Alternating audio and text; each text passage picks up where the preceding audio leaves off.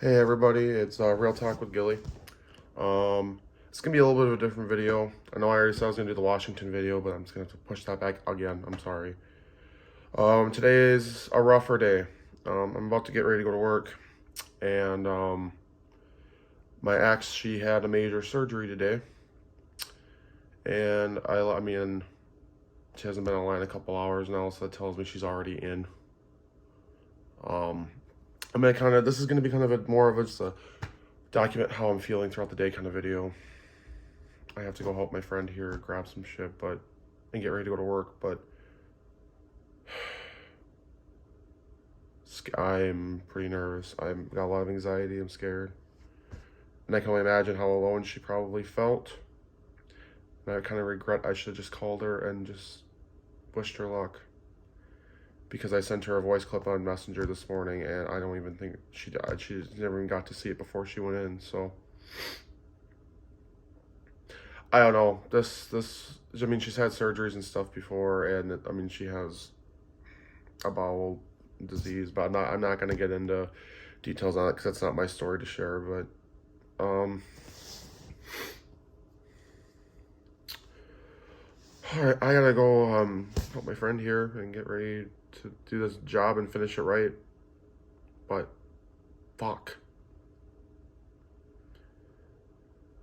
I'm just gonna document this through the day, guys. How I'm feeling, my anxieties and shit, and go from there.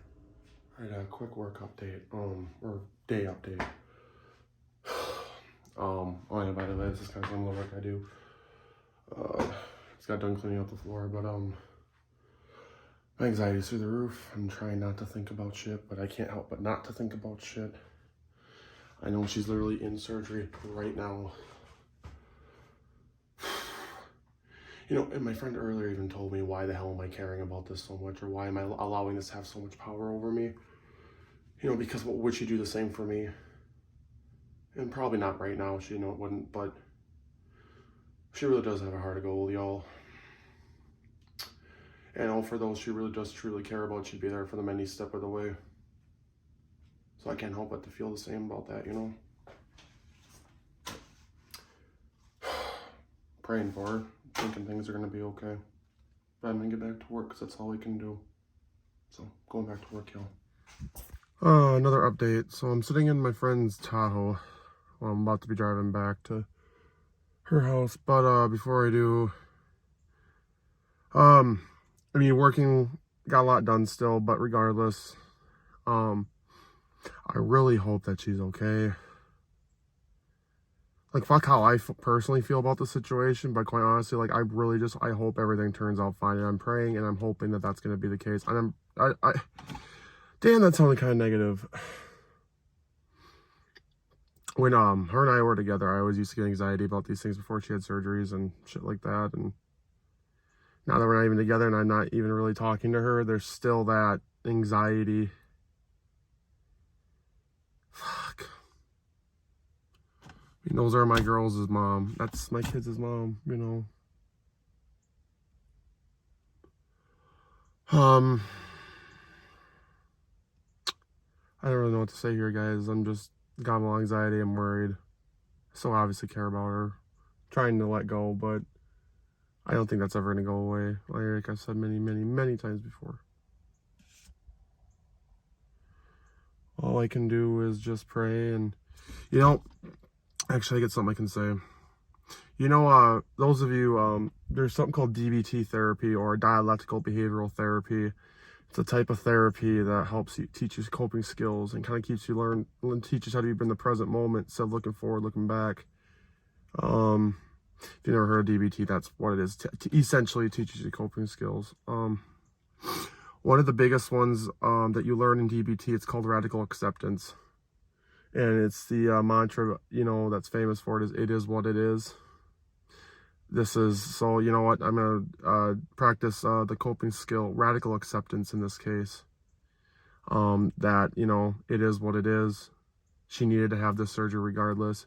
She's had surgeries in the past where everything's turned out perfectly okay. It is what it is. She's in good hands. She's a really good hospital, really good doctors. You know, positive self-talk here, guys. But nonetheless, it is what it is. Good or bad, what happens, it's out of my control. I just have to give it to my personal higher power and just hope and pray that that is the way it's going to go, you know, the way, or when, however it may go, it's going to go the way it's intended to go, you know. Anyway, another just quick update, y'all. I'm going to be practicing some DBT skills today for this day, for sure. Hey, y'all.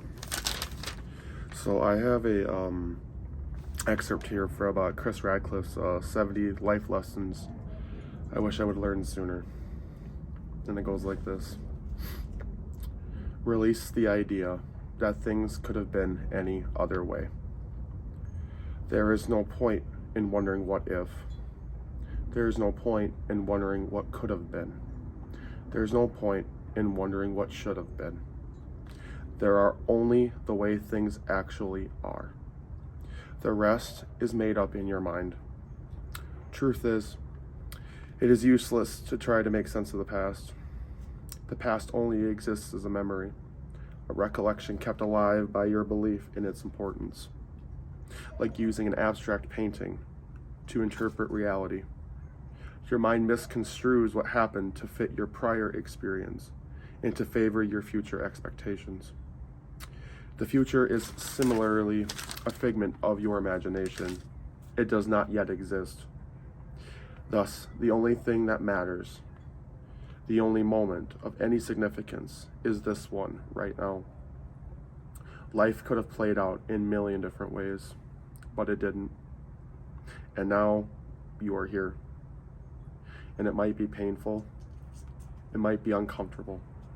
It might be frustrating, but it is the way it is nonetheless. The sooner you come to terms with this fact, the sooner you can go on living a peaceful, surrendered life. Would you rather torture yourself with scenarios that never played out, or would you rather be at peace? Either way, you get to decide. Actually, y'all, I just want to kind of take a minute to think about that, you know, real quick. That is definitely something I've been needing to hear for a good while. I actually heard that originally on TikTok from somebody who read it, and then I got the excerpt and, you know, wrote it out on paper, and I'm gonna ponder on it a little bit as I kind of get through today. And that's kind of my way. It's kind of back to what I was saying earlier about using DBT skills and radical acceptance. That's really putting radical acceptance. That sums it up so beautifully. That excerpt right there. Anyway, y'all, I'll keep you updated with what's going on, because with my ex's surgery, she's still in it, I'm assuming. I don't know what's happening, but it is the way it is.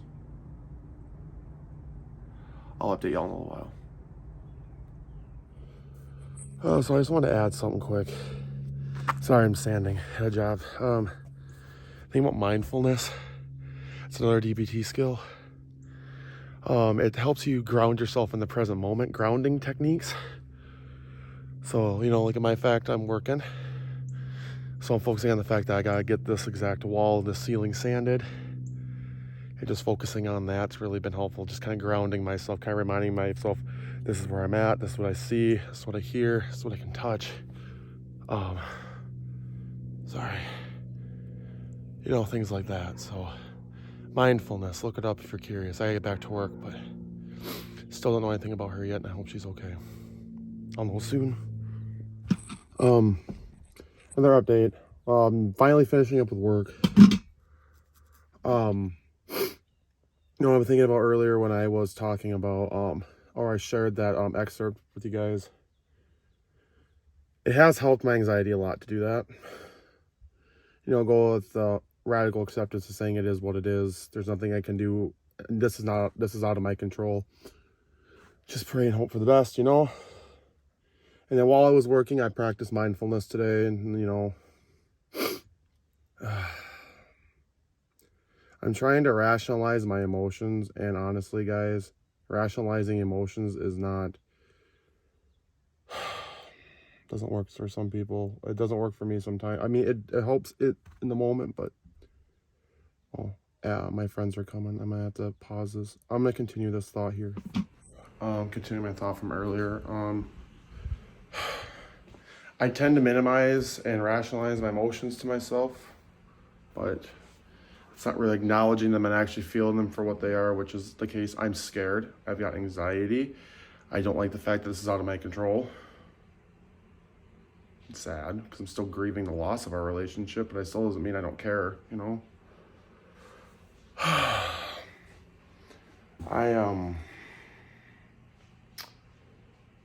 So I was trying to continue from earlier what I was saying with that. I mean, guys, I don't know.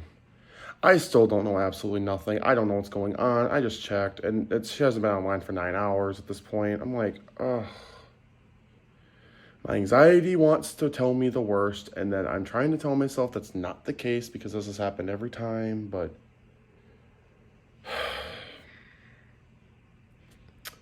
I think I'm going to end all my clips right here.